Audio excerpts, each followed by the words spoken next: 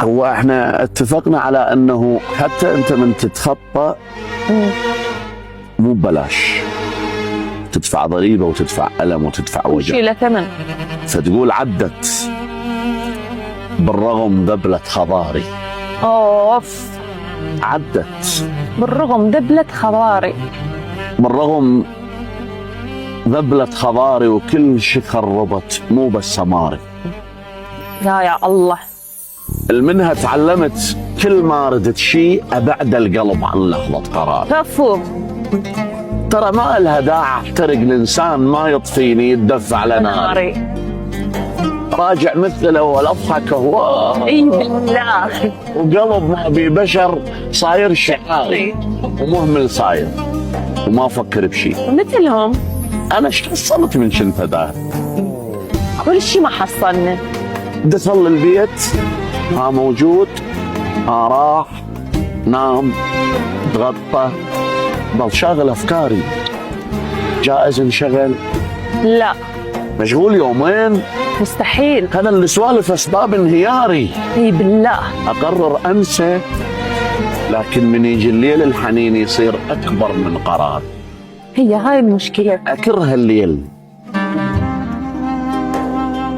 يجبرني اذكرك بيه. وادعي من الله ما يخلص نهاري. مو بيدي اغار واشتعل نار وعدك. هالتصرف مو حضاري. فهمني الحضاري شنو يسوي وانا قدامي يحون بثماري، قدامي اشوف الماء مضحين.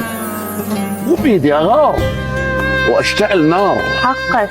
وعدك هالتصرف مو حضاري. فهمني الحضاري شنو يسوي وانا قدامي يحون بثماري، قدامي اشوف الماء مضحين. الماء سهروا. اي والله الحاضرة خذوه. قدامي اشوف الماء مضحين، الماء سهروا يركبون بقطاري. وتجي شو السالفه مكبر الموضوع ولا كأنك سبب شرعي لدماري. اوف. ابدي منين؟ من موضوع الاهمال، من مشغول تجهل اخباري. لو من كنت اقول لك انا مكسور، لو من بيدك تزيد انكساري. اوه قلبي صح تحملت، بس تالي مليت لان قدامي ظل يفضل خباري. انت صفحة شقيقة وانتهى الموضوع، وظل ذكراك عايش على الطوارئ. حتى الطوارئ مريتها. صار وراح، بالمستقبل يصير مو صوتك ترى، سوء اختياري.